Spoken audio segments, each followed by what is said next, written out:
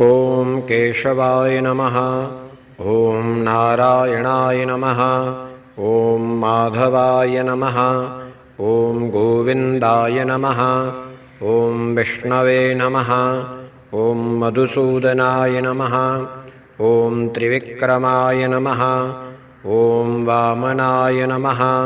ॐ श्रीधराय नमः। ॐ ऋषिकेशाय नमः। ॐ पद्मनाभाय नमः। ॐ दामोदराय नमः। ॐ सङ्कर्षणाय नमः। ॐ वासुदेवाय नमः। ॐ प्रद्युम्नाय नमः। ॐ अनिरुद्धाय नमः। ॐ पुरुषोत्तमाय नमः। ॐ अधोक्षजाय नमः। ॐ नारसिंहाय नमः। ॐ अच्युताय नमः। ॐ जनार्दनाय नमः।